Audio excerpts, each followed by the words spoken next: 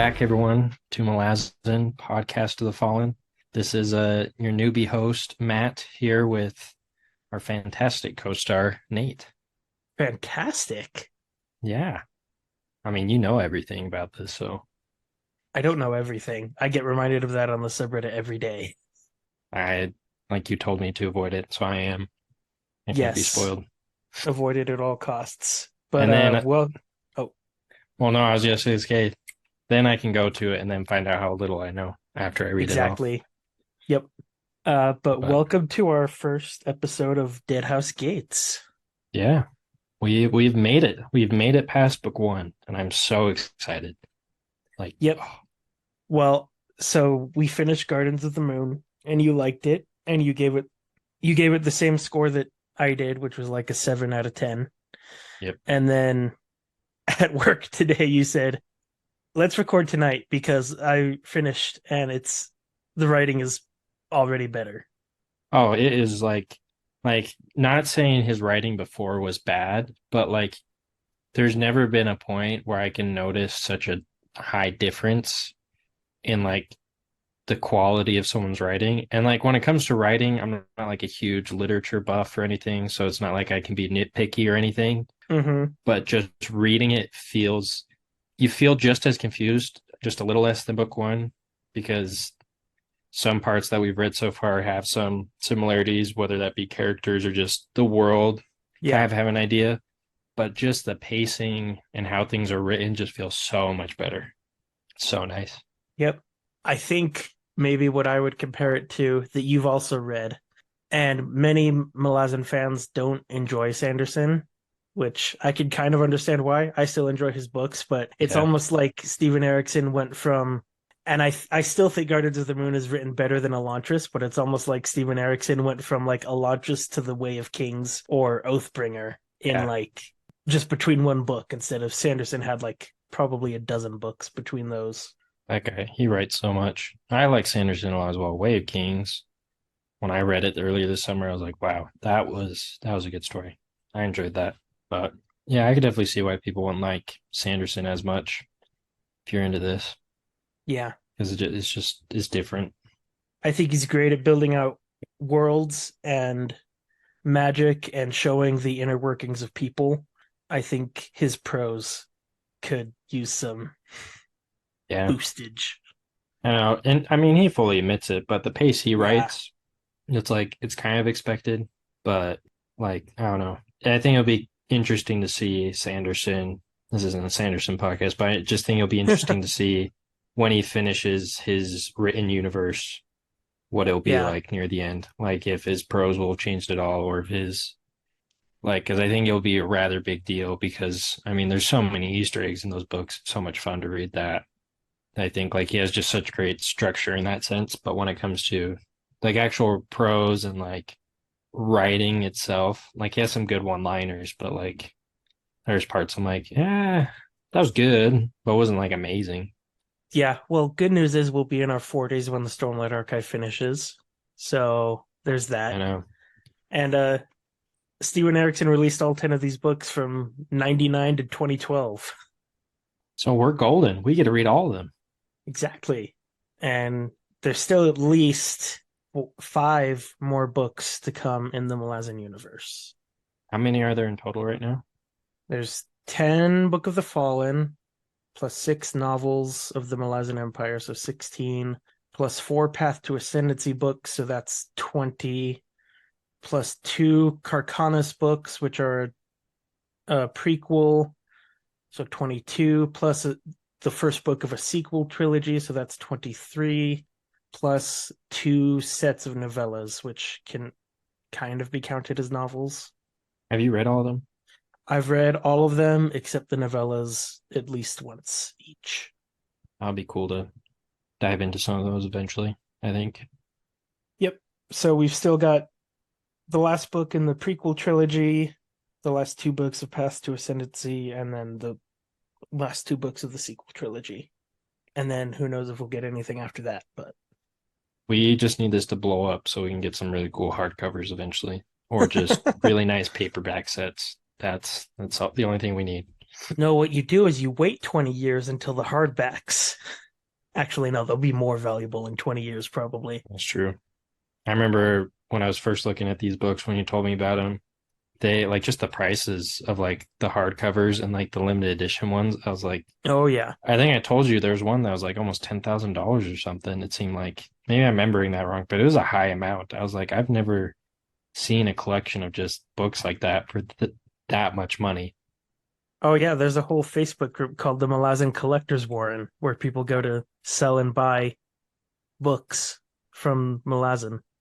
I have to stay away from that because I know I'll get really sucked into that. I just know automatically with all the other things I've collected, that would be another thing on my list. Wait at least until you finish the series. No, I know, but I'm just saying like I would be like the FOMO would get me hardcore. But well, we might as well jump into it. I mean, Yeah, after that tangent, let's get into it. I mean, I feel like that's good. Lots of our episodes have been very get in, start, that's and true. get out. So, okay, I'll go ahead and start. The prologue. Fellison is chained in a line with other prisoners in Judgment's Round during the season of rot. A servant of Hood, painted in the blood of murderers and covered in flies, approaches her area of the line. One of the men next to her is a priest of Fenner and is missing both his hands. He confronts Hood's priest and the flies dissipate to reveal no one there. Lacine has called the nobility and accused them of treason. A noble lady recognizes Fellison as being from House Perron. The two men next to her make remarks about sisterly spats and noble blood. It's revealed that Fellison's sister, Tavor, is the adjutant now, and that the prisoners will be marched through a mob to the slave ships. One of the men next to her is Heboric Lighttouch, an ex-thief and ex-priest who is now a historian. He wrote a history of the Empire that Lacine deemed treasonous. Heboric theorizes that Tavor did this because of rumors of treason about their brother Gnos, rumors that took the life out of their father. Heboric reflects on the culling as they start to move forward. The nobles were arrested in the middle of the night, sentenced in obviously false trials, and treated harshly. Carefully triggered riots followed, satiating bloodlust and increasing the commonry's drive to sign up for the military. The seized assets of the nobility pay for it all. Fellison and the others march through the city through the mob, which conveniently keeps breaking through the soldiers guarding the prisoners. The worst moment is when Bowden, in order to appease the mob, breaks Lady Gayson's neck and saws her head off with a length of chain. Of the 300 prisoners that started out, less than 100 are left. Fellison knows as she marches down the road that her lessons on the cruelty of the world have begun. So I have one question for you. Were you ready for this prologue? To be honest, I definitely wasn't. Caught me off guard. Like I was expecting more of a, I don't even know what I was expecting. I think I was expecting more of like a, I guess, like book one's prologue or like a prologue where you kind of get like a survey of something for a minute, Mm-hmm. not like thrown into the fall of the nobility class or the noble class, I guess I should say. So I was definitely thrown for a loop, and especially when it was Perron's sister as well, with like, Sisters. Yeah. oh yeah, sisters, because the new adjunct. I was like, oh Uh-huh. my, this took a quick turn. Yeah. So definitely, I mean, and then just as well, just the whole other group of people, the exiled priest, and just the wacky season of rot, Hood's priest, all that stuff. I was like, that was an intro. That was an intro. Mm-hmm. We haven't seen anything yet. Yeah, it's a hell of a way to start a book, that's for sure. Yeah, I mean the weird fly thing. I was like, what is? I was so lost this prologue. I remember there was multiple points where I kind of went back to be like, just trying to understand some of it. I was like, that what just happened? Did you have any questions about anything? You said you were lost. Did you get all your questions answered by like going back? I think so. And then your summary, because like I understood like the nobility like called traitors, and that they were, as far as my understanding, by the end of this, his prawn sister Felson was getting sent with everyone else to be slaves, is what I understood. Yeah. And that was the whole idea, is to get rid of them and like make a public show, get the people rioting type of Mm-hmm. thing. And they're going to be now slaves, I guess. Yeah. So Yeah. And this all actually connects back to Gardens of the Moon. It's been like almost 2 months since we read this Hmm. at this point. But do you remember in the very first scene that we see Lysine after she like wades through the slaughter with Piran, she talks to the captain and Yeah. she asks him about the nobility's inroads on the military. And he says that it's not pretty. And so Lysine, not Lysine, Lorne, I Hmm. might have said Lysine earlier, but Lorne gets that, and people aren't happy with Piran because he was a lieutenant, I think, without ever earning that rank because he was a Yeah. noble. And so this is Lysine's way of like taking away a lot of the noble's power and seizing it for herself. Yeah. She's trying to consolidate it all. Yes. Mm-hmm. Gotcha. Yeah. That makes more sense then. Now remembering back to that. What did you think of her Felison's two companions, Haboric and Bowden? I was like, what? Like some strange companions. One, this dude doesn't have hands, so obviously something's Yep. up with him. But I thought it was interesting. He was an ex-priest of some sort. I don't know what the god was. I think I remember trying to look it up, but I can't remember exactly what it was in the He glossary. I don't know if it says what it was. it should say in there. Yep, Fenner the boar. That's all it says. Okay, yeah. I was like, it didn't give me much, and I was like, felt not felt, but it just seemed strange. That was the god, I guess he served or something, or was the priest of. But it sounded like he was like an okay priest or something was weird about him in that sense. But then the other dude, I had no idea. I was just like, he just is some thug. Mm-hmm. Yeah, But but Heboric was an ex-priest, but the flies around the hood servant that's actually not there, the flies still don't want to touch any of the tattoos. Ferguson noticed because he's got the tattoos of like a boar on his face, and oh, that's right. he's got hooves tattooed on his feet, and he's got the hair tattooed across his body. So the flies weren't dancing on any of his tattoos, like his markings. Yeah. Wasn't there like some mule or something as well? There was a mule that was dying, yeah, and Okay. Because I remember it talked about that and I was like, what? Because it was like it was like filled with flies and like slowly uh-huh, inflating with flies. I was like, yeah, that's a description. yep, But yeah, I guess that's why I thought of those. yeah. But I think that description of the mule is already maybe. I'm trying to think. Is it darker and more grotesque than anything that we saw in Gardens of the Moon? um maybe Hairlock's entrails. I think that may have been the only Oh, thing. yep. I think yeah, it's about the same. But yeah, I mean to open it up with that early of something, I was like, whoa.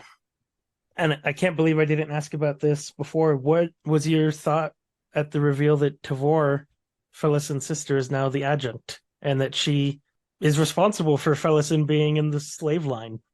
I was like, that is some terrible family relationships right there.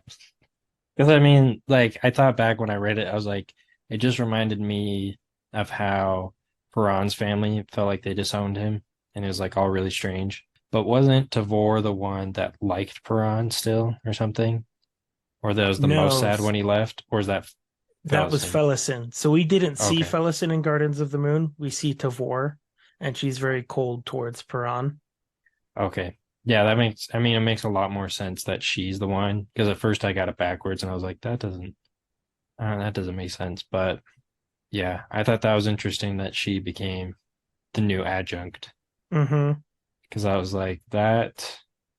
Well, just because as well, it's like, how did she get into that position so quickly? That was my thought because it's like it felt like Lauren in the last book when it talked about her, she had been trained for quite a while. Yeah.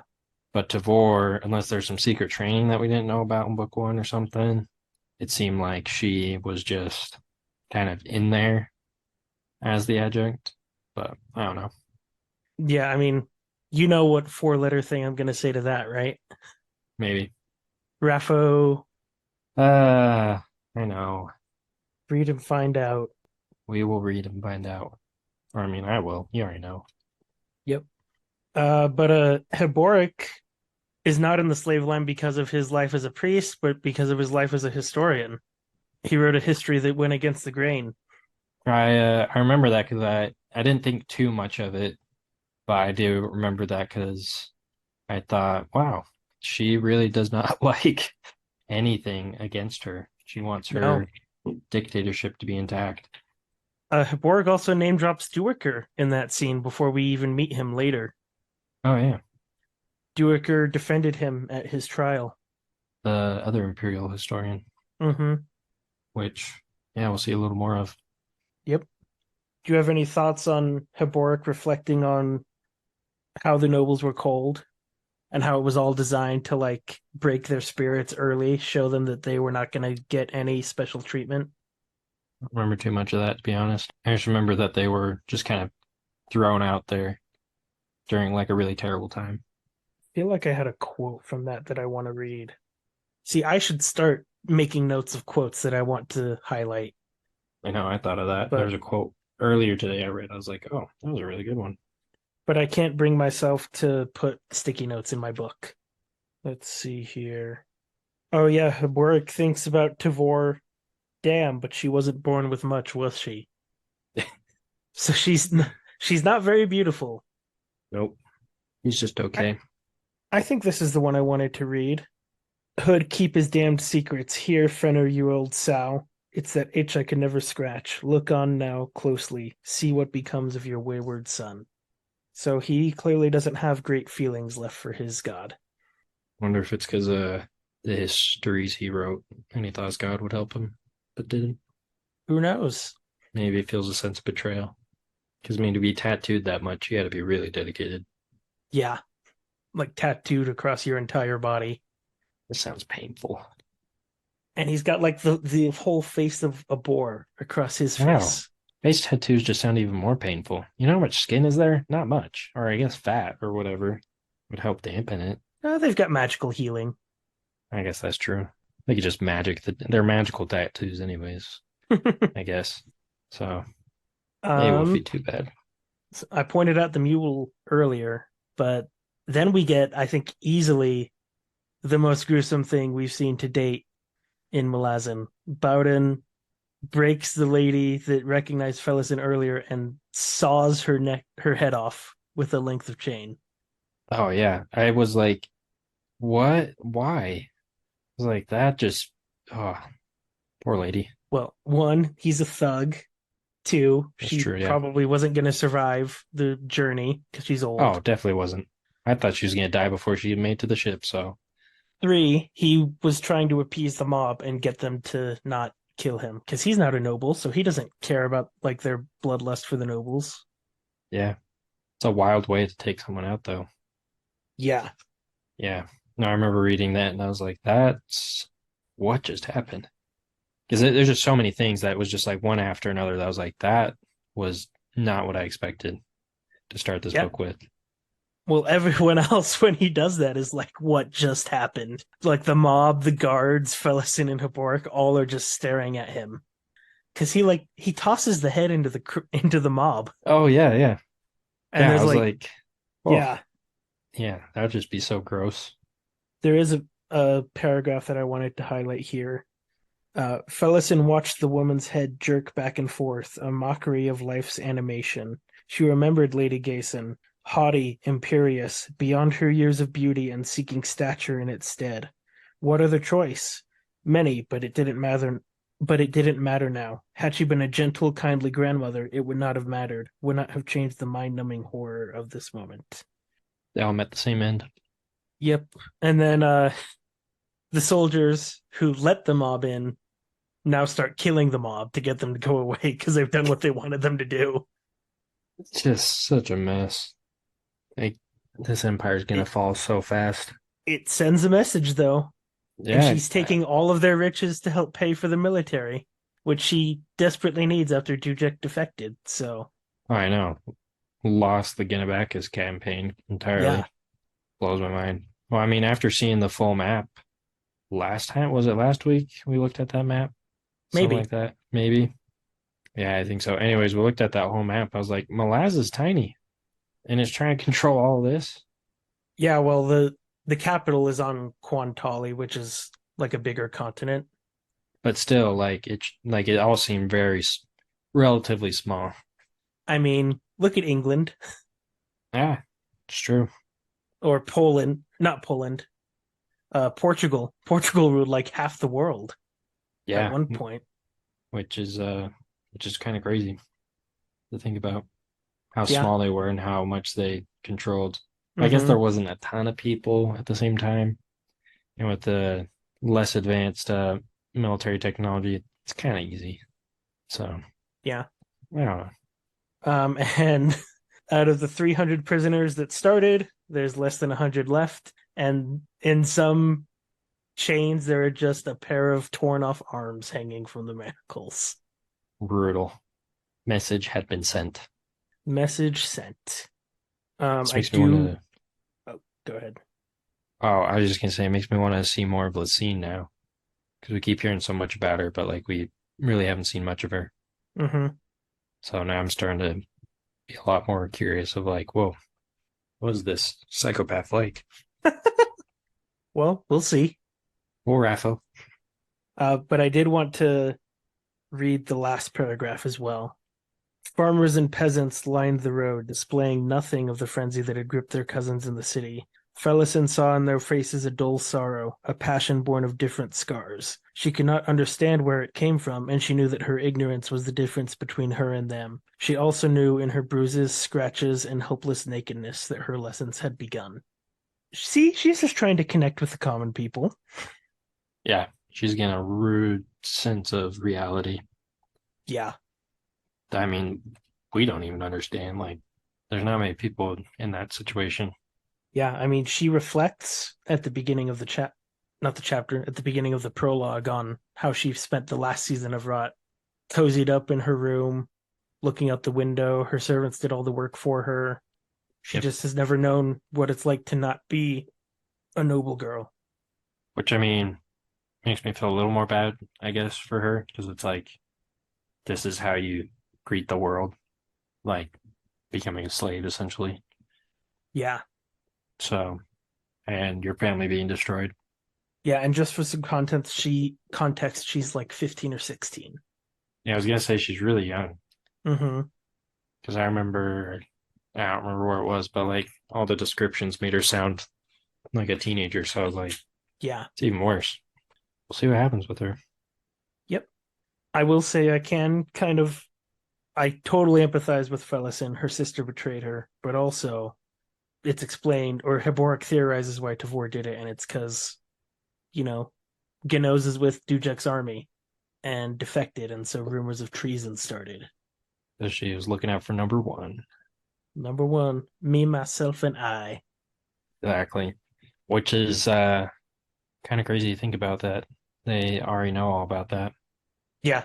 Well, I mean, when like we saw Topper find Gnos on a ship in the middle of the ocean, when you've got people that can transport across the world via magic or magical communications, it's not super difficult to imagine.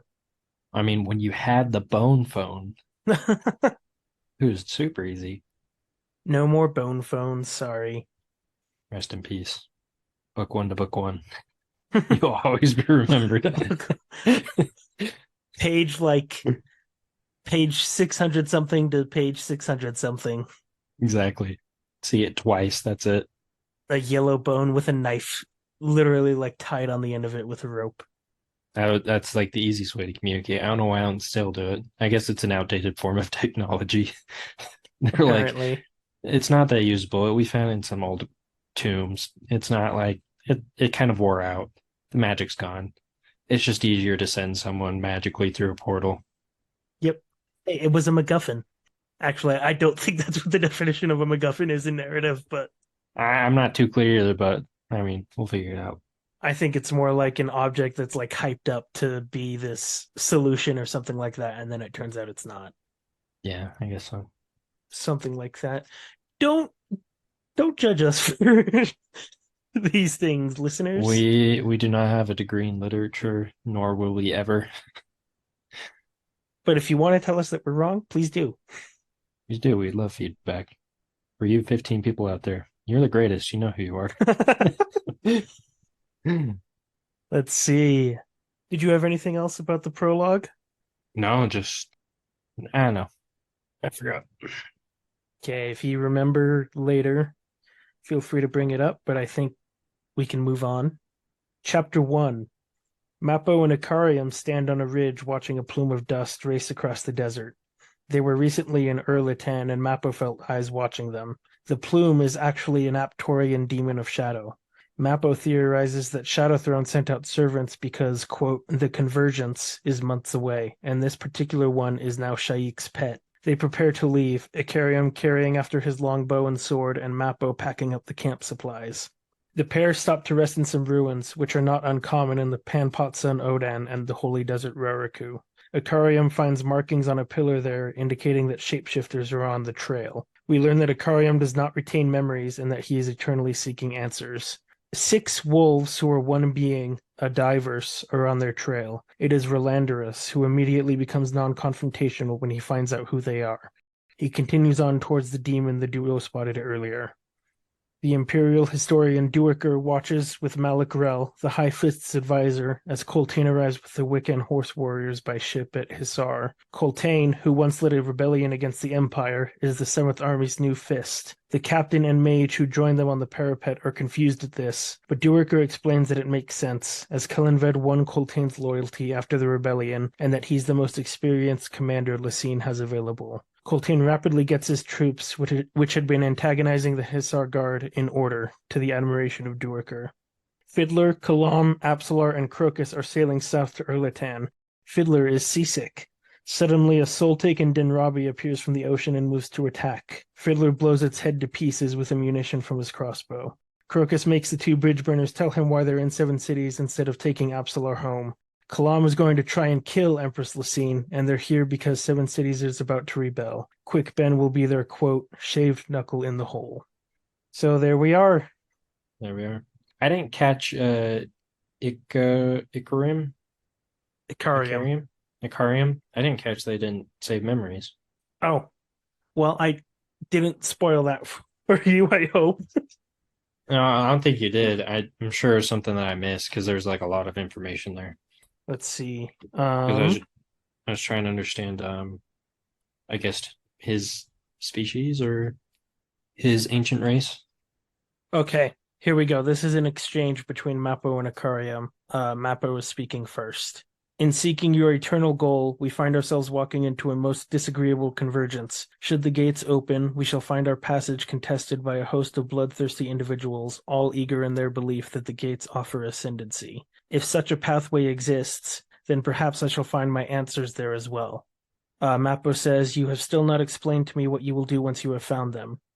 Ikariam says, I am my own curse, Mappo. I have lived centuries, yet what do I know of my own past? Where are my memories? How can I judge my own life without such knowledge? Some would consider your curse a gift. I do not. I view this convergence as an opportunity. It might well provide me with answers. Oh, I definitely don't remember that. It's there on page 23, if you want to look at 23. it. It's in the second section with Mappo and Ikariam. Okay. I think it's because I was so focused on the trying to figure out the divers things. Okay. Yeah, so we learned that Ikariam is half-blood Jagut, and Mappo is full-blooded Trell. Yep. All being ancient races. Yep. Which when we got to this, I was like, whoa, new characters already again. Well, they're not quite new. They got their names dropped in Gardens of the Moon. They did? I don't remember where. Do you remember Rake telling Baruch about that pair that visited him 800 years ago? Oh, yeah. Ikariam was the one that built the giant wheel in Darujistan. Okay, yeah, that makes sense. I was like, which part? Yeah, okay. But still, like, new, New, I yes. guess. But I thought it's pretty cool that we get to see like these races automatically off the bat. And like they're Uh-huh. and from what I gleaned from the glossary, they're nomadic. Am I understanding correctly? Which the Like Trell? trail and the trail I understand are Jagu because it mentions they're like a plain dweller or something. Oh, you mean the Trell are nomadic? You said I Yes. understand that the Trell are Jagut. No, the trail are nomadic. Yes, there we Yep. go. Pastoral Nomadic Warrior Society. Yeah. Yeah, it's late. My English, it's all getting jumbled. Yep. Um, And then the Jagoot, we saw a full-blooded Jagoot in yeah, Gardens of the Moon with Raced. yeah, which is pretty cool. Um, but what I could understand is maybe it was a little later on it points out, but Karium doesn't like to necessarily hurt or kill. Like these guys aren't they're warriors to a degree, but like they don't really want to fight per se. It's more if Yeah, they have I to. actually stopped the sentence after I stopped with that exchange earlier with Ikariam and Mappo. Yeah. Ikariam says, "I to achieve them, I hope to avoid drawing my weapons, but I shall if I must." Yeah, because I think that's why I missed the memory thing because I remember that part and it kept talking about like these people trying to become ascendants, the path to ascendancy.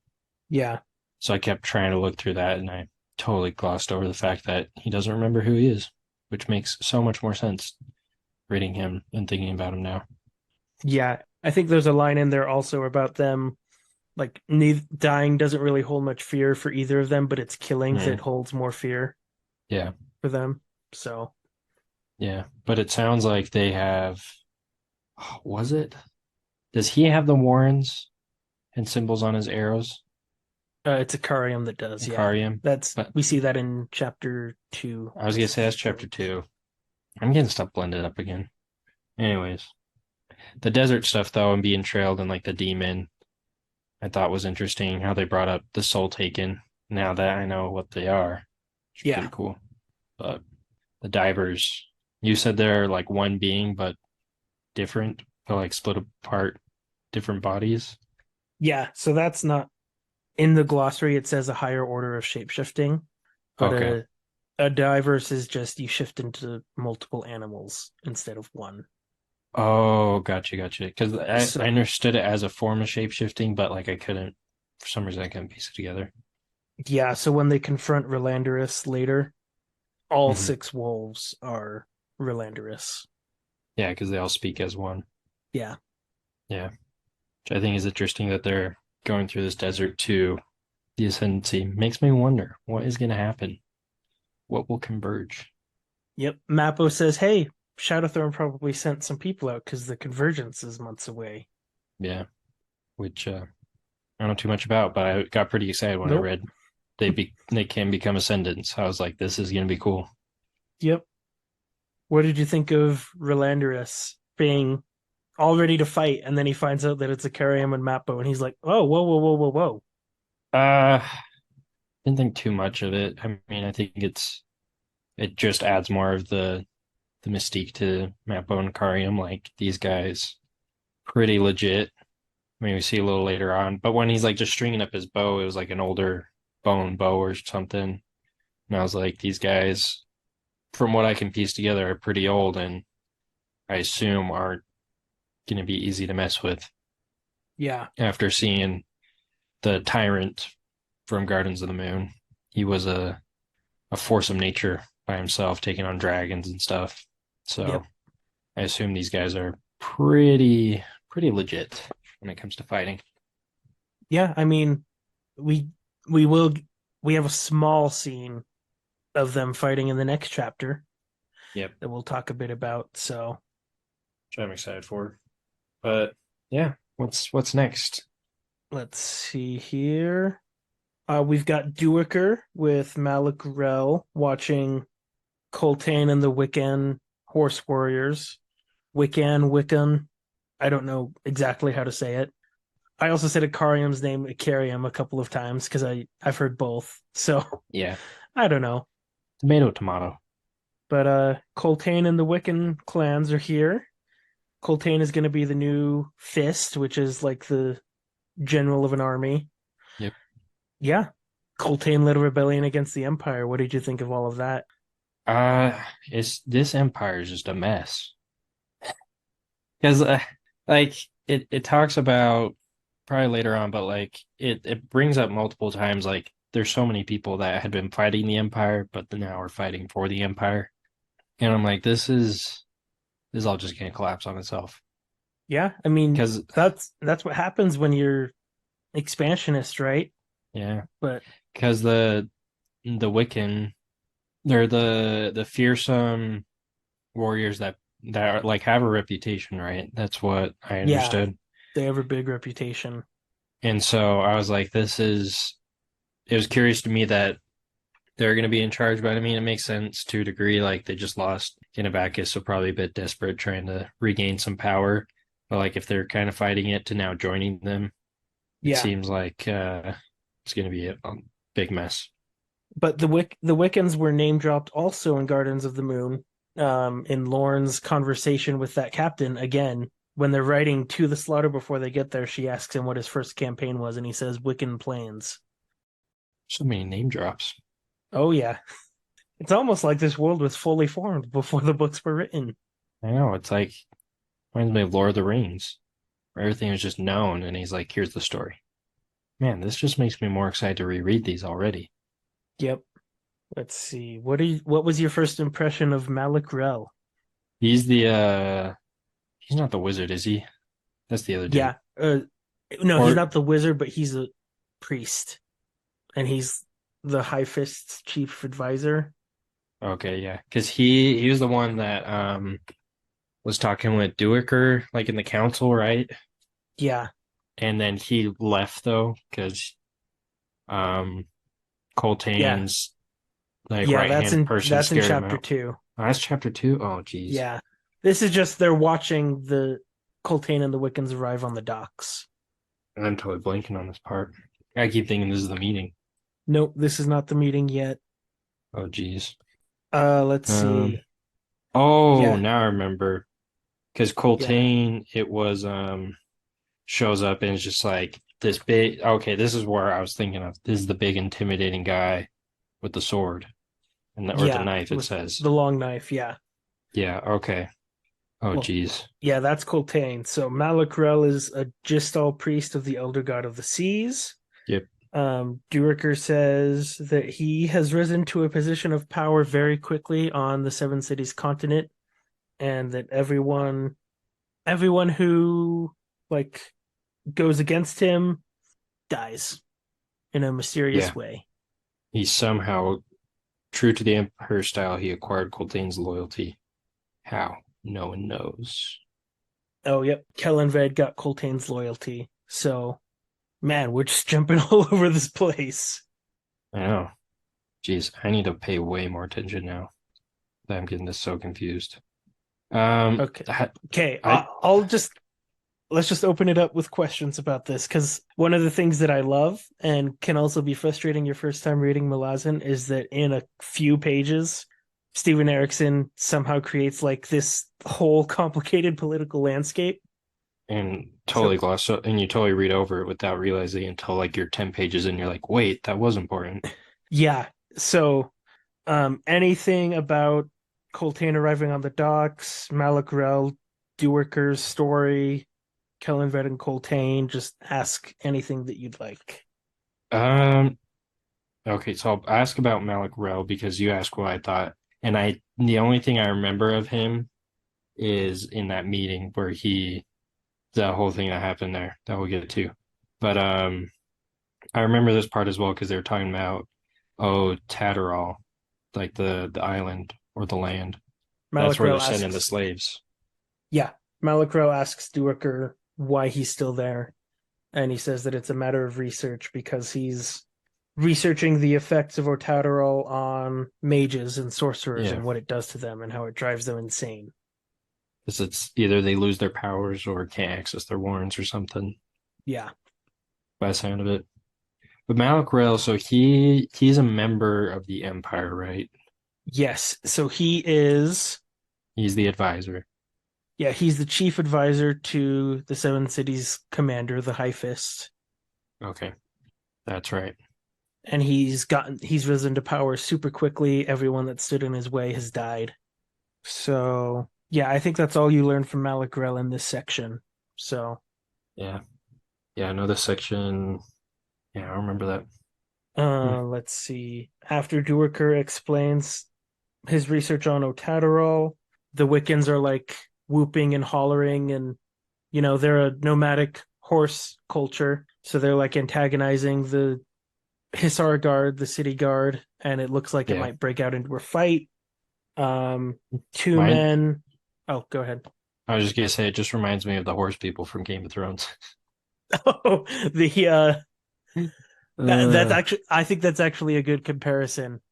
The Dothraki. the Dothraki, yeah, because I was reading this, I was like, this sounds vaguely familiar.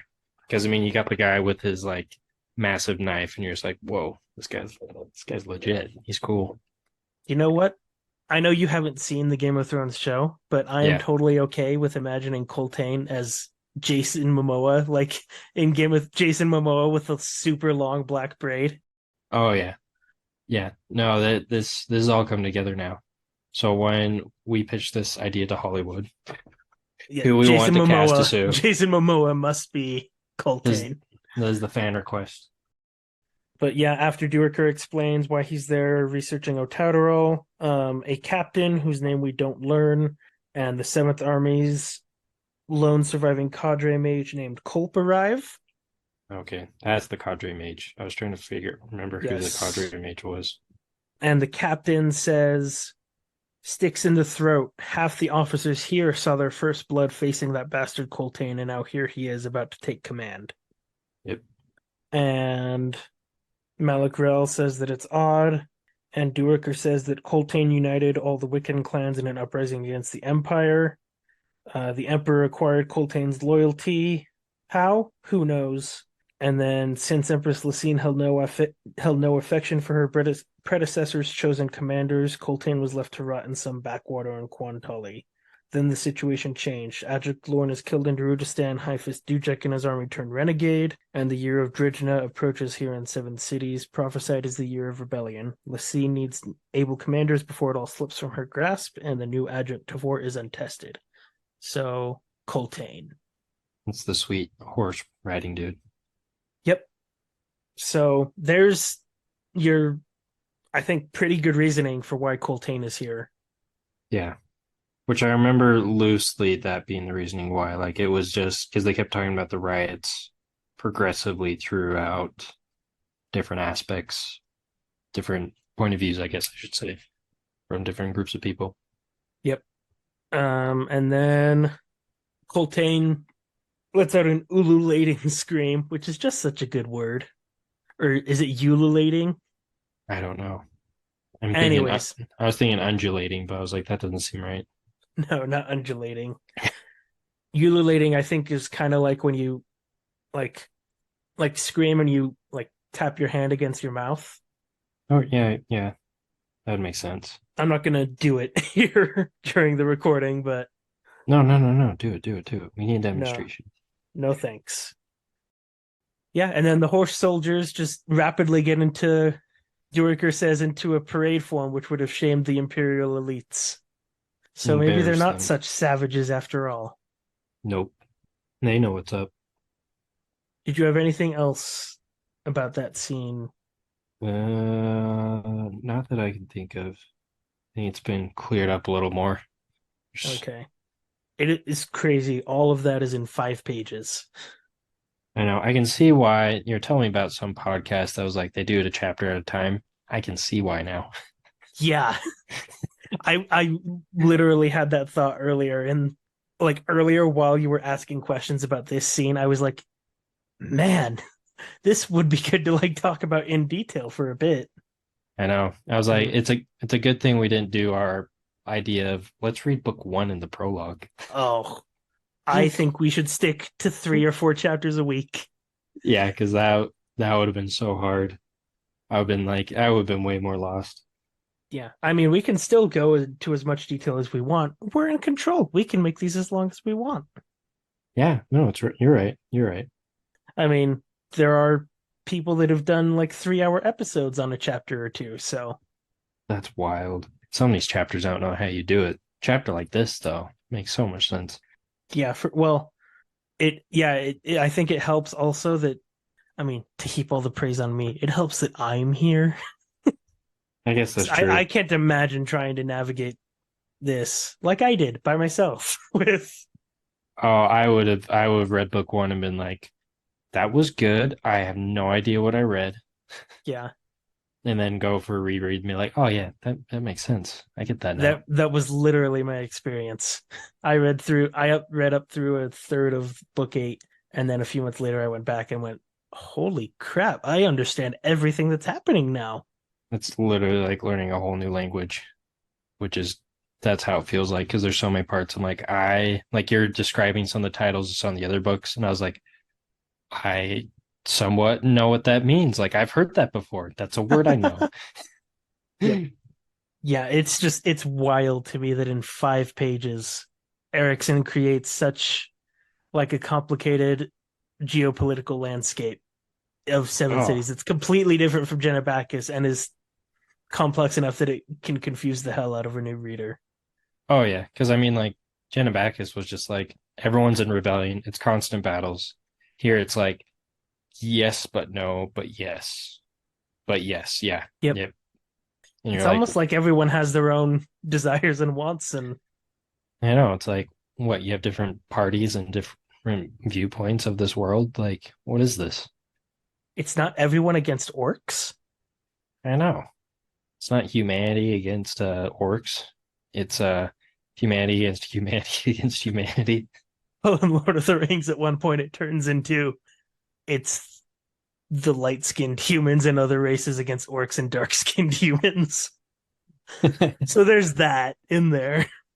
That's true. Yeah, against the Oliphants. Yeah. Yeah. Anyways, I think that's it for that, right? I can't think of anything. I mean, I think I had the same experience as a lot of people where I read Gardens of the Moon and I went, I think I understood most of like what happened. I just didn't understand how or why. And then I got to Deadhouse Gates and was like, oh, this is why people say the series is complicated. Yep. Um, That's exactly how I feel. so I'll go wherever you want to go. But the next scene I don't think is super complicated. We've got the 4 characters who connect us from Gardens of the Moon. Matt is Finally, pumping the air right now. I was so happy to read this. I was like, oh, we have a part I People understand. I know. And it's just a fun scene. It's a very fun scene. Yeah. Uh I yeah, mean, there's just seasick fiddler blowing up a soul taken, and they just kind of shrug it off. yeah, I mean, they're the bridge burners, right? They've seen everything. Yeah. He's like, what is that? Spicy breath? He's like, oh, it's soul taken. Let me grab this. Boom. Uh-huh. Fiddler, you picked the wrong fisherman. And then he blows it up. Yep. And then after It's he blows up the giant sea serpent's head, which is actually explained as like more like a giant caterpillar. or Doesn't yeah, it say like something like that? Or like a it's a centipede? centipede. Yeah. Yeah. So he blows up its head and then he was like, God damn it, during the action I wasn't seasick and now it's back. He's like, it took my mind off things. It's like this is so sad now.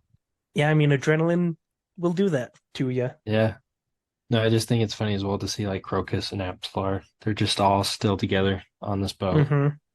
Fiddler's still the same. I'm like, oh, this feels just so comforting to know that there's something familiar with this. Yeah. We've got some Fiddler and Kalam dynamics. They're communicating without talking at all, just glancing at each other across the boat. Yeah, and isn't Crocus like, what are you guys doing? Yeah, what are you guys doing? And Fiddler's like, we were obvious. Dang it. Like, you're too smart for this. Yeah. I mean, there wasn't much else, just it was just so much fun to read. There's nothing else. What are they going to do? Oh, I guess that's right. I guess they do have some objective. Like we can't just talk about an explosion and move on. Um oh yeah. So this is the I was just trying to remember if it's in chapter 2 or this one, but it is in this one where they talk about Quick Ben and the plan of the assassination on the Yeah. scene. Because Yep. they're doing the secret communication chatting, then Crocus is like, wait, you're trying to kill the scene? How are you gonna do that? And they're like, we got Quick Ben. And they're like, he's like, he's just some mage. And he's like, not when he has all of his warrants. Not. He can pop up wherever he wants. That's what you think. Yeah. I was like, oh, come on. We need to know more. Yep. What did you think of the analogy of the shaved knuckle in the hole?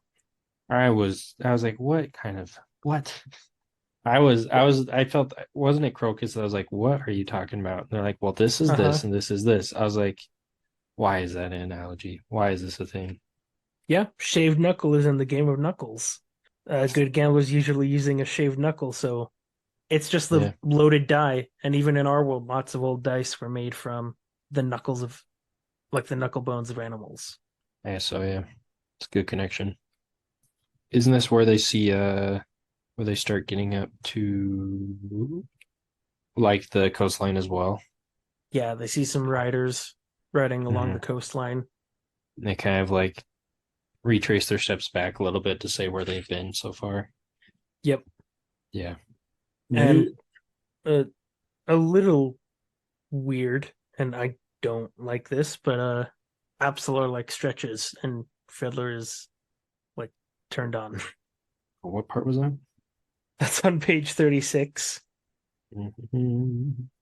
Yeah, she stretches and he's like, "Burn, shake me. I've got to keep my jaw from dropping every time she does that." It's The been at boys sea got too long. the boys got all the luck, and the horse and car are carrying looked like poxed sisters from some gigantic poxed family, and all those poxed babies on their hips. He's going crazy. Yeah. He is. Yep. So it's been a long way to get there. The sapper scowled and looked away. Burn, shake me. Oh yeah. Yep. Now I remember. Yep. Hostile land. How low do we crawl? Looking up at grasshoppers, Fid. So, any theories about where their quest to kill Empress Lysine goes? If it's anything like book one, it won't go anywhere near as planned. That's my thought. Like they'll have the plan set up, and they'll be like, "Wait, we can't blow up a gas city." Who knows? I mean, it feels like too early to like come up with any good theories, but like they have quite a few steps to get through because they're going to seven cities right now is the plan. Yeah, they at the end of chapter one, they land at like a little tiny fishing village with like half a dozen huts, and they're on the Seven Cities continent. Yeah, because they've been trying to like sneakily get their way to where they want to go. Yep, and they've got like a 10-hour walk from there to Erlatan. Yeah, I was like, dang, they know what they're doing because they're like they stayed in like a certain pass where nomads usually travel or pastors usually travel, Mm-hmm. and Kalam would leave like every once in a while to go grab stuff while they laid low. Oh yeah, Sounds like a crappy journey, if you're asking me. it doesn't sound great. They hired on his crew on a ship to get passage across Yep. the ocean. Yeah. Now I think it will end in a cool battle. Like they'll get close or someone will be tripped up.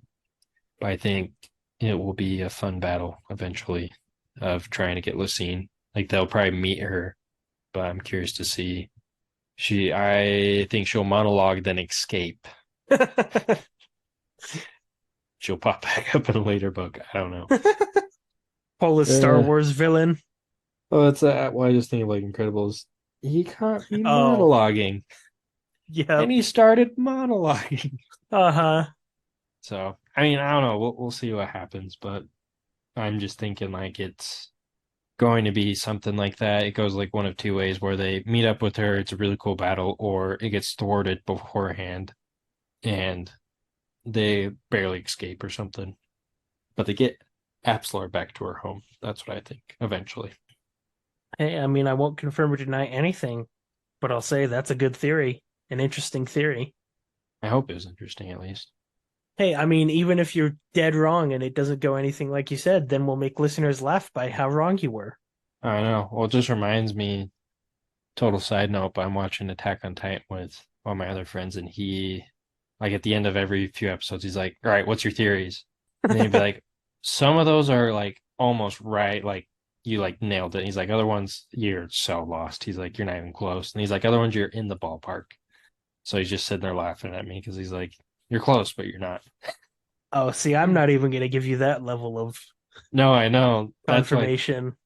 That's why I think it's funny doing this with you and then watching that with him because I'm like, he's just like, oh yeah, that's really good. He's like, you're close, or he's like, oh yeah, you guessed it, and you're just like, poker face. Yeah, we'll see. You'll see what happens.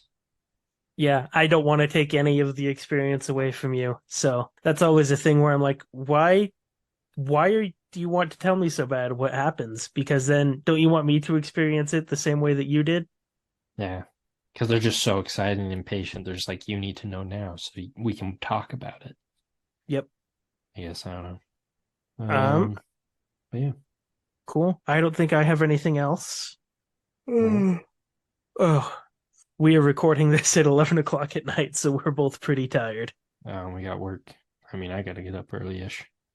I do have to get up early as well. So let's move on to chapter 2. Let's do it. This is where I remember the most. This is where I wasn't as confused. Okay, let's go then. Chapter 2.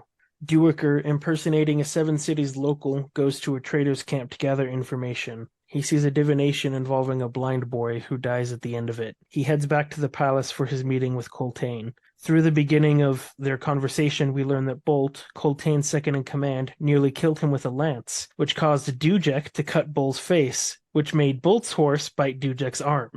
The warlock Sormo Enath, who was reborn from an old warlock of the same name, joins them, and Duiker mentions that the Rivi have similar beliefs about souls being reborn into unborn children. Malakrel delivers orders to march the army to Eren for inspection, which Coltane ignores, along with the priest. When he leaves, the remaining council members discuss Lysine's betrayal of her old companions and their fates. After the council, Duiker draws Culp aside to ask him for a favor. He needs help breaking Haborik out of the prison at the Yortadero mines.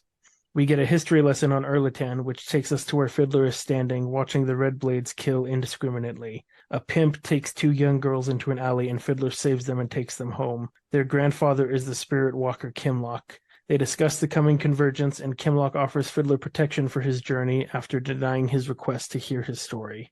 When he returns to Kalam, he leaves out his conversation with Kimlock, knowing that Kalam would kill everyone in the estate. Kalam climbs the ruins in the center of Erlitan to meet with the spy Mebra and gain the signs for safe passage across the Odan. He takes the Book of Drijna, which he will deliver to the Seeress to guarantee safe travels. After he leaves, Tenebralta of the Red Blades enters. They will track Kalam in order to kill Shaik. Ikariam and Mappo are attacked by a diverse of 12 leopards and kill them all. Ikariam lets out a keening sound as he kills them, and Mappo is worried until it dies away. They jog through the night to the cliffs, and Ikariam prepares to defend them with arrows, each of which could bring down a dragon. They speak with a soul-taken bear, Mesram. Iskarl Pust, High Priest of Shadow, appears soon after on a mule. He's taken over a temple of the Queen of Dreams and now has one servant, called Servant, and Bokurala as company. They ascend into the tower in the cliff face. Nothing happened there. All right. Thanks for listening, everyone. Yeah, I'm pretty tired. I'll let you just talk about all of this by yourself. Okay, good. Welcome everyone to At Being Confused. We will see what questions we have. Just said you weren't confused. No, never mind. Yeah, not at all. We're gonna have a history lesson on chapter 2.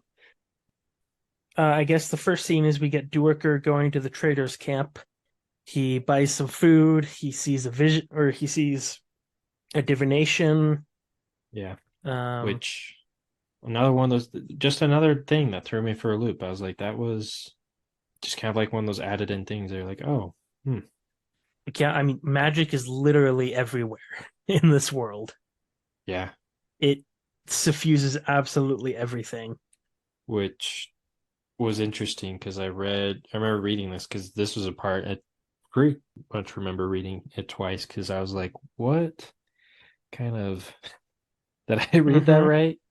Because it was the blind boy became, or like, I'm trying to think of the word, like showed a spirit, or like a spirit appeared because of him or through Yeah, him. so the blind boy was following the like the actual divinator, if that's a Yeah. word. The person like actually doing the divination because he was blind and like malnourished, and Duiker like instinctually connects that he lost his family because of the Malazans.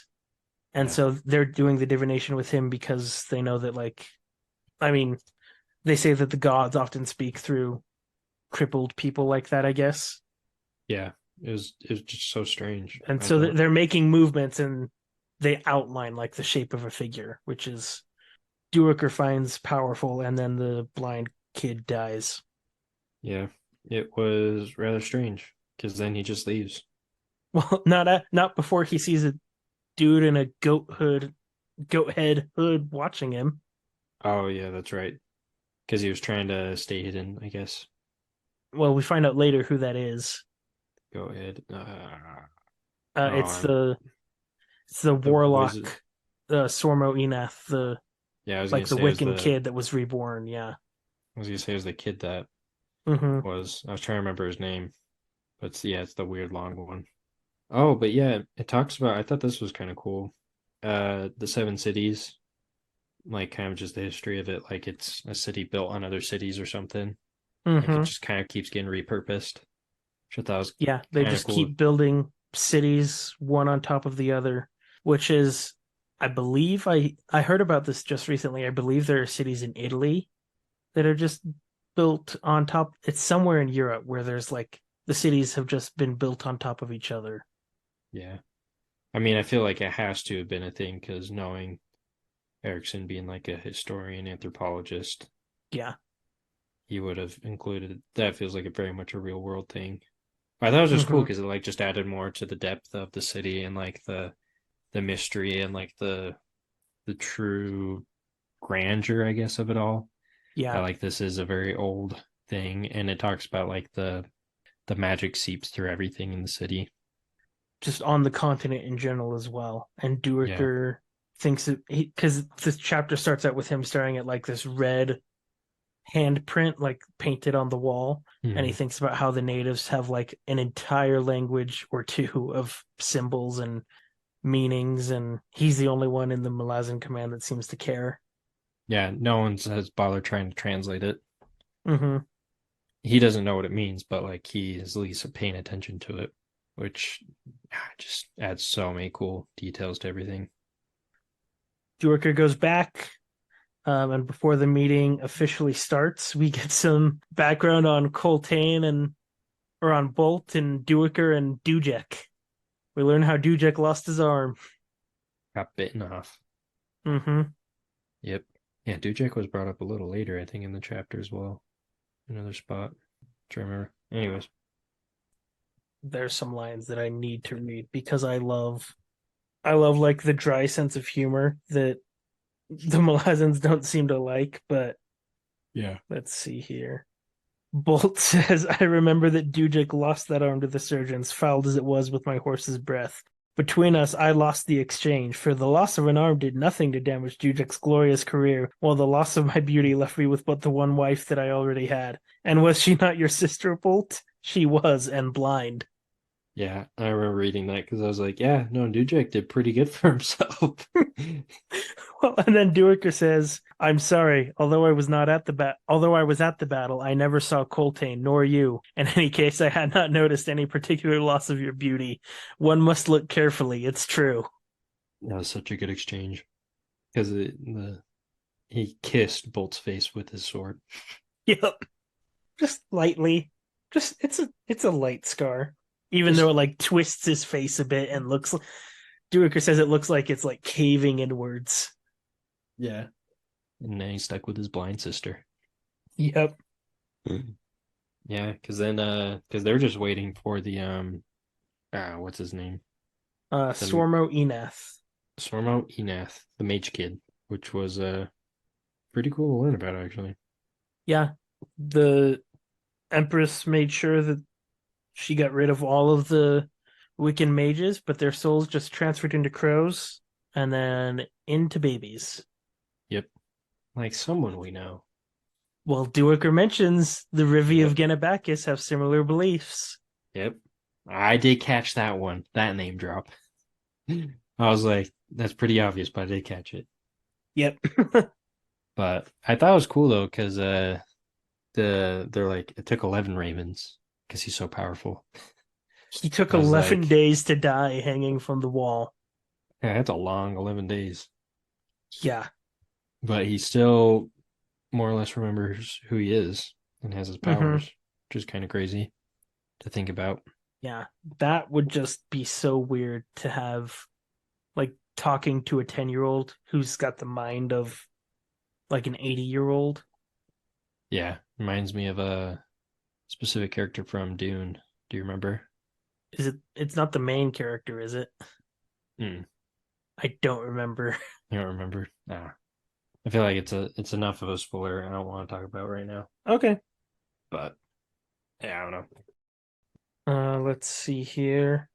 Malacrel starts talking and like the High Fist commands, and Bolt is like, "Aren't you gonna greet us first?" The High Fist conveys his greetings, but apparently the Fist wants them to march to Aaron, Yep. which is, do they say like 1,000 leagues or 1,400 leagues, something like that? Somewhere par. Um, to march them all that way to Aaron to be inspected instead of sailing or taking Warren, Yep. or like Coltane's like, why doesn't he come to us? That would leave this part of the continent completely undefended. Yeah. Because then because it's Malik that keeps talking, but Coltane's just like, yeah, I don't care. Yep. He's like, but I'm like the advisor. He's like, yeah, it doesn't matter. Yeah. Doesn't matter. Duiker, would you like to be an advisor on my staff? Yep. He's like, get out of here. Yeah, I I can don't have just to. imagine Malacrel like gathering up his robes and storming off in a huff, Oh yeah. He has slamming the like door behind him. he's like a bit like plump with those rosy cheeks. They're a little more like But flush now. like green stained teeth. Oh yeah. Like a bit like have you seen The Hobbit, Yeah. the movies? Do you remember the mayor in Lake Town? Oh yeah. Something like that, probably. A mix Maybe. of that. Just ugly and a bit what's the word? Not prideful, but like it's like full of himself, but it's a better word for it. I can't remember. Narcissistic. Yeah, there we go. Narcissistic. Let's see. Oh, they talk about Lacine's old companions, and how they drowned and no body was ever found. Oh yeah, they just disappeared. Because there's like Talk the Older, right? Talk's dad, Yep. which we somehow have Um, never seen again, sadly. yep. Both Crust and Urko were the Emperor's men. It seemed they shared the same fate as most of Kellanved's companions, including Talk the Elder and Amron. None of their bodies were ever found either. Sounds like a mafio's at work or something. And you forget that before Lacine became Empress, she was close companions with Crust, Urko, Amaron, Dassam, and the others. Imagine her now alone, still feeling the wounds of abandonment. And then Duerker thinks they were my companions too. Yep. Which makes me wonder more about this Duerker guy. Forward with you in private. Yeah, because what was interesting as well is going back a little bit to Malik. I remember this part, like looking at it again. Talks about because Bolt is like, you're a priest, you're not even like a recognized member of anything. Uh Lucine huh. doesn't recognize your power. And he's like, but and they're like, we don't He's like, care. what? He's Yeah. like, if Lucine doesn't recognize you, it doesn't matter to us. He's Yep. like, we recognize her as the power. Yep. We will not follow your orders if she does not recognize you as an advisor. So, Yep. Yeah. I remember that because I was like, there's the one critical part where they're just like, you have no power here. I mean, Coltane and Bolt seem to be more politically savvy than they thought they would be. Oh yeah. These guys know what's up. So And then, oh, go ahead. oh And then we've got Duerker wants Colt to help him break Haborik out of the Otadero mines. he wants the mage to go to the anti-mage place. Bust him out. Yep. No more than a boat offshore, he says. He's like, you got this. Yeah, I remember reading that because I was like, what is he thinking sending a mage there? But he's the one researching Duiker? Yeah, Duerker has been researching Otadero and its effects. So I wonder if this is part of his research as well. Well, he does say, like, I'll only, like, you'll be in a boat offshore, like, far enough away that it won't affect Oh you. yeah, it won't affect you. That's true. But, But he needs the boar priest. yep, we've got one historian wanting to rescue another historian. Makes me wonder. And I love how Culp isn't even like, what? We can't break someone out of prison. His first thought is, I don't have any clout with the jailers here in the city. He's like another renegade historian. But his first thought isn't, what the hell are you doing? I can't help you with that. It's, sorry, I can't help you if it's in the city. He's like, I got nothing here. You had the wrong guy. Did you have anything else about the council scene? No, nothing right now. Okay.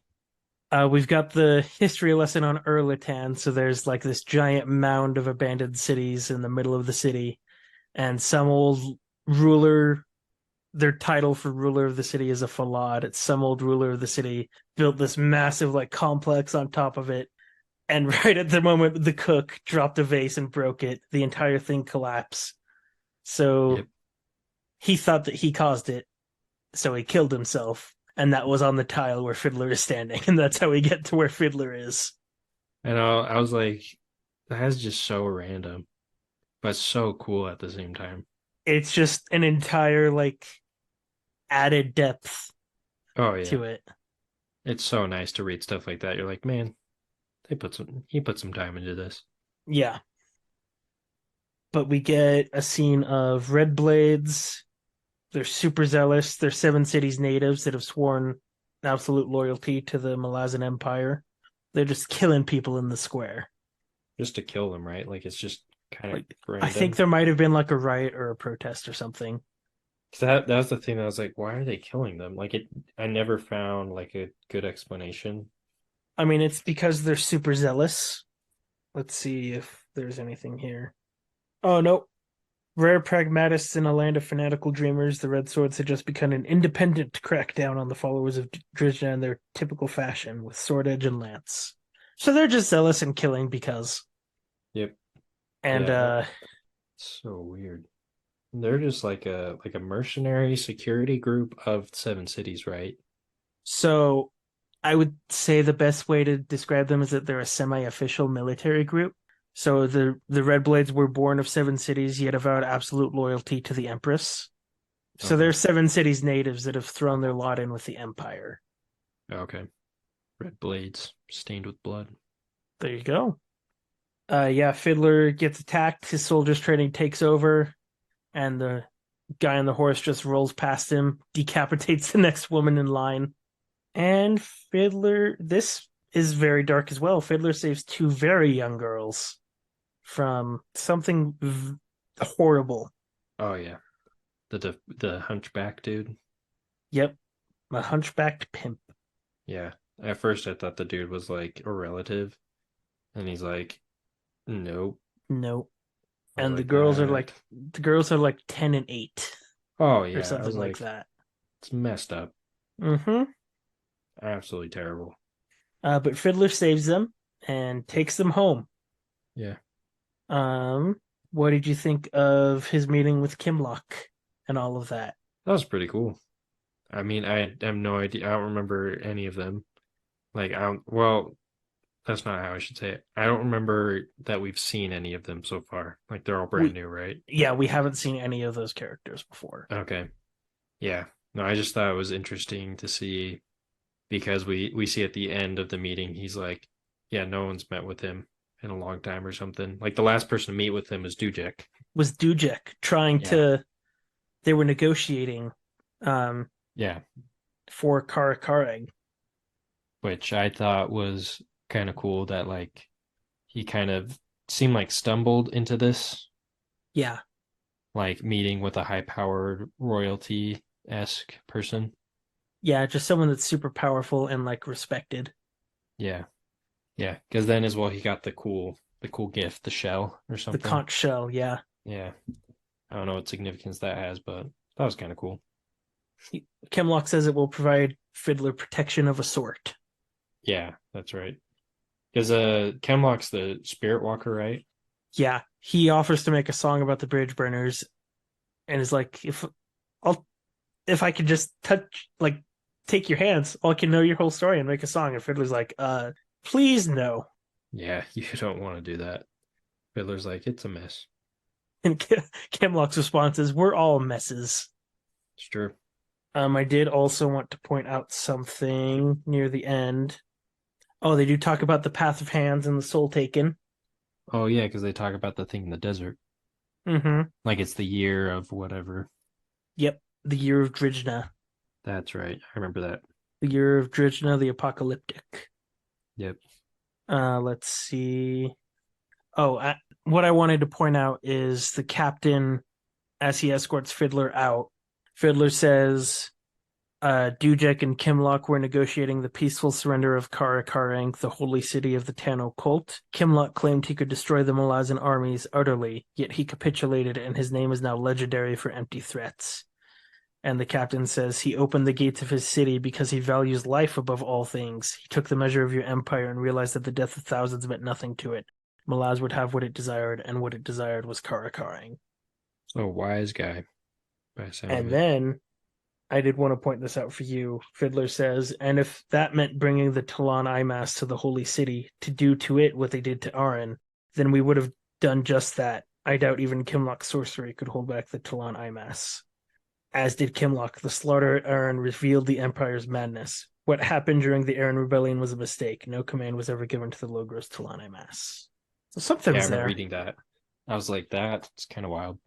Because I felt like the Talana Mass were pretty good at not slaughtering, I guess. I don't know. Like in terms of like having a bit more control. So I was like, that's strange that there would be just a massacre like that or slaughter like that. Yeah, I wonder what that's about. I don't know. Were there Jagut there? Who knows? Because that hasn't something that's been referenced before, right? Mm-hmm. Or has it? Uh, Aran, I don't think has been referenced before. No, Okay. Because I was like, that doesn't sound familiar. the place has been mentioned before. Like Mhm. Coltane and them were to march the army to Aran, but what happened there? Like this specific thing hasn't been mentioned before. Gotcha. Okay. And then Fiddler returns to Kalam, and he does not tell Kalam about Kimlock because he knows that Kalam would go kill all of them. And why was that again? I was a little confused by that. Does it say? No, it doesn't say. I don't know. I think just because they've had dealings with Kimlock in the past, and he's a super powerful player, so Okay, that makes sense. Oh, I do remember. I think this was part of this section. hmm. That was funny because he gets back um to like the place and he sees like Crocus. Oh, I was just And about to point this out too. yeah, I was like, this was probably one of my favorite parts because he's just like, let's hope it's blue tongue then. What's that? Your tongue swells up and it turns blue, Fiddler explained. What's so good about that? You can't talk. You can't talk because Crocus comes in and is like, Absolor's in the garden. If we're gonna go, we should just go right now. Why are you guys waiting for so long? Let's go, let's go, let's go. Yeah. Like, will you just stop talking? Yep, and Kalam and Fiddler are like, you are a dumb teenager. Because he's like, this place smells. There's rats in the back. And they're like, yeah, we know. We've been here before. Like, yeah, what's new? Kalam's like, yeah, this is my homeland. What else? I think we can move on to the next scene. Mhm. Kalam climbs like the hill of ruined city in the middle of Erlatan, and he meets with Mebra, gets the Book of Drijna, I have no idea what that book was. etc. Yeah, I thought it was an interesting interaction because he comes in and like scares him, but then after he leaves, he's like, "Oh, good." Like he wasn't actually intimidated. Like it was all an act, I guess. Like he wanted to Or give it. or he was scared of Kalam and he's putting on the face for the other people. That's true. But no, random book. Like just that whole thing. Because like Kalam comes in threatening him, but then sees the book, right? And then is just like, "Oh, I'll take that. What's this?" Yep. We do get a hint of what it is. Kalam says, from the high fist's vaults at Aaron into the hands of an early spy. And yes, I know I just said Aaron differently than I did earlier. I was saying Aaron earlier. I'll stick with Aaron from now on. But from the high fist vaults at Aaron into the hands of an early spy, does Pormqual know of the theft of that which is to unleash the apocalypse? Okay.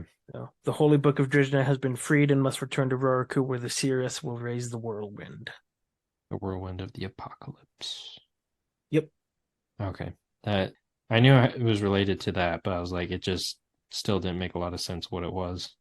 Yeah, so Kalam takes that and he'll deliver it, and then everyone will know that he did it, and they won't contest his and Fiddler and Goop's passage. Nope. That the whole point is because when he leaves, I thought this was interesting. What's his name they steal in the book from again? Oh, Mebra? Mebra, that's right. Because Mebra talks with the Red Blade, Yeah. and he's like, "Stay a day behind, because if you don't, he will find you and you will be killed. But he was like, he's just looking for safe passage across. He's like, you don't necessarily have to worry about him, but he will lead you to the target, which I thought was interesting. That's not And necessarily Kalam they want, but it's what the book relates to. it's yeah, Shaik. Shaik, which is we don't know much about Dune. Shaik, I mean, right? No, we don't know much about Shaik. It's not. Is it my understanding or like what I got, which could be entirely wrong, was that Shaik's a wizard of sorts or powerful Kind of. mage? Yeah, they refer to Shaik as the Seeress in here, and if you go in the glossary, it just says Shaik, leader of the rebellion. Okay.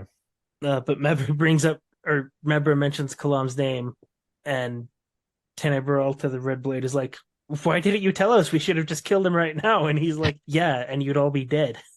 He's like, you have not won that. Well, I'm so cool. Yep. He's so cool. Um. Yeah, I don't have anything else about that. Nope. Just we can go to the last bit, I guess. Yep. We've got Shapeshifting and shadow Mappo and pearls. Icarium. They were attacked by leopards. Mappo kills like three, and before he can like blink, it feels like Icarium just dispatches the rest. Oh yeah. And then he stabs his arrow into the ground, like as a Yep. sign, like you know who you're following. Don't. But then the bear still shows up and Yeah, says and like as he's an old friend or something. yeah, Mappo at least knows who he is. Sorry, it's Mappo. Who knows? But as they don't know who it is at first, and Icarium, Mappo thinks that like his arrows could take down dragons. Oh yeah. That's when I read that, I was like, what? What kind of power is he holding?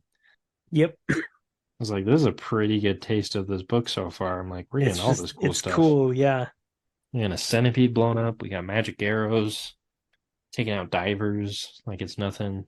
I don't know. Yep. So cool. Icarium gets super worried as Icarium's no, Mappo gets super worried as Icarium starts killing the leopards.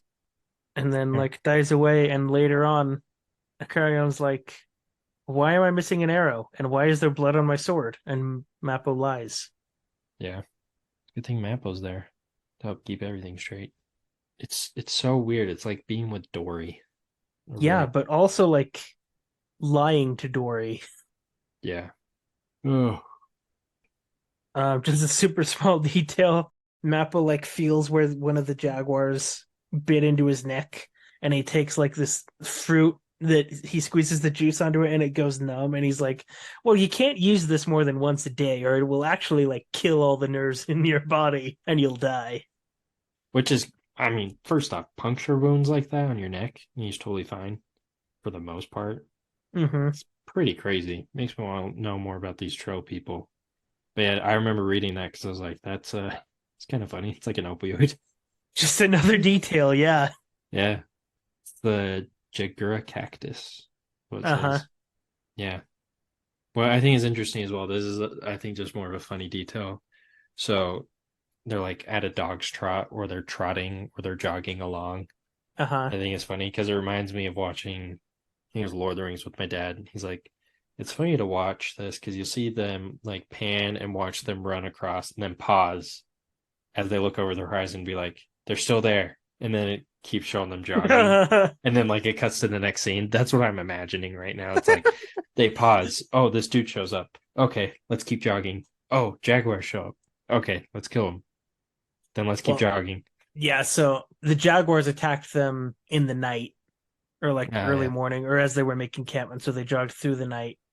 Hmm. And then the barrel showed up at the cliffs where they eventually just ended up at the end of this section. Where they finally make their final camp, I think, right? Yep. They meet Iskarl Pust, High Priest of Shadow. Woohoo. What do you think of Iskarl Pust? What a weirdo. So weird. Because he has the Yeah. donkey and he's like, yeah, my servant over there. They're like, your donkey? He has wine? What? He's like, oh, yeah, it's weird. Mm-hmm. He's like, don't ask. Yep. And he's got a bunch of Bokurala, which is what Moby is. Crooks's uncle's like familiar pet that is following them now. Oh yeah, yeah, yeah, yeah. It's So the he's got a bunch of those, like I imagine them like bats or something flying around. Like you always see bats flying around Dracula's castle or something. mhm. Like just these like winged monkeys without tails that have human-like faces. Oh weird. Where Yeah. was because where was the thing? Servant. What was he? It said he's like super strong as well. What does he say about Serpent? Um. Oh yeah, because he's like that is a meal, sir. I doubt can imagine manage a wineskin well enough to fill a cup. Uh-huh. There's so much good dialogue in here. Um, Well, was let's see. Who was led to believe that this was a monastery sanctified to the Queen of Dreams. They left, took their lanterns with them, leaving only shadows. Clever Jag, but I was warned of that. Oh yes, you two are sick as undercooked pigs. Servant has prepared your chambers and broths of healing herbs, roots, potions, and elixirs. White peralt, emulor, traub. Those are poisons. Are they? No wonder the pig died. uh, you're so weird. And he's like, we're acolytes in that letter. Acolytes? I have no acolytes. No opportunity for tyranny. For Nope. tyranny. So weird. Because then he's like, help me, Uh, yo, my legs. It Servants half Bocarol, long arms, muscles like iron, makes friends with them, probable source of all my ills. Bokerel, that's what it was. Which I don't think he's actually half Bocarol. I think he's just a He said he was a gift from Shadow Throne as well, right? yeah. Shadow Throne gives out some strange gifts. Also, Mappo says to Icarium, not what you were expecting, I take it. And Icarium says, Tessem, a place of healing, solitary reflection, repository of scrolls and tomes, and insatiable nuns. Insatiable? Indeed. Oh, sad demise. Very. Yes. Uh, Yep. And then the very end of the chapter, Icarium asks why he's missing an arrow and why there's blood on his sword, and Mappo lies and says that a leopard attacked us in the night. I made use of your weapons and just didn't tell you. he's like, I've lost time again. Yep. Akariam says, would you tell me if it were otherwise? Of course. He lies to save his friend. Man, I want to know more about them. And this is just like this whole first intro is just like so much like, here's this. It's like book one all Uh-huh. over again. You just want to learn more about everyone. Whole new cast of characters, whole new environment, Oh yeah. whole new everything, very different from Gardens of the Moon. And I can see why they say read at least the first two books to see if you like it. Mm-hmm. And even then read all 10 and then reread them and then see if you like it. Exactly. There you go. No, I think my advice would be if you liked Gardens of the Moon or you were like indifferent, or even if you were just slightly on the fence of disliking it, Yeah. try Deadhouse Gates. And then if you like or love Deadhouse Gates, then you're gonna like the rest of the series. If you're still on the fence after Deadhouse Gates, maybe try Memories of Ice. And if you don't like Memories of Ice, then Malazan is not for you. Yeah, at least read the first three. But also, I totally understand if people want to stop after book one because it's Yeah. 10 books and there's a lot of books out there to read. There's so many books. So I mean, Sanderson's written half the library that anyone reads, so there's there's plenty. a there's a lot of fantasy outside of Sanderson Oh, that I I know. still have to read. I'm just kidding. There's all those memes that are like, by the time you start, like, get halfway through one Sanderson book, there's like six more piled up next to you. Yes, I've got a video that I'll show you after we're done recording about that. Yeah, Maybe you've seen it before. maybe. But any overall thoughts on our introduction to Seven Cities? It's pretty cool. I like Seven Cities. I mean, it's not some cool glowing gas city, but it's a cool historical city, I guess. Reminds Yeah. me, this maybe not be the right comparison, but like Rome, maybe. Like that area, like the Mediterranean is kind of the vibe I get, where it's just like old and stuff built on old stuff. Yeah, I think a lot of Egypt because Seven Cities is a very arid and desert continent That would be a good one. Yeah. Yeah. where Egypt, you hear insane stats about Egypt, like Cleopatra was closer to the invention of the iPhone than she was to the construction of the pyramids. That's like Yeah. an actual fact about Egypt. That's how long That's Egypt was around. yeah, I guess it's more like Egypt. But yeah, no, I can't like that's the kind of area of the world I'm imagining this Yeah. which I think is a lot of fun and really cool to think about. That we're in this whole new set. And I mean, just like we talked at the beginning, it's just so like such a good book already at the start. But and so I'm Yeah. really excited to see more of it. At this point, I think I'll find a way to keep, maybe I'll just make notes in my phone, but I want to keep track of like cool prose moments or quotes and things like that because I feel like this is where Erickson's like technical writing ability really starts to shine through. Yeah, it's a good idea. Maybe I'll try and write my own short summaries just to help me remember some things That might be and good. see what I miss. Yeah, I really like this introduction. As I was reading it, it for me it felt like, okay, I got into Bacchus, now I get to sink back into the comfort of Seven Cities. But Yeah. yep, we will be back. I think next week we're going to cover chapters 3, 4, and 5. Just end book 1 of this Yep. book. So yeah, I don't think there's anything else that I have. Me neither. We're good. Cool. How was that, Todd?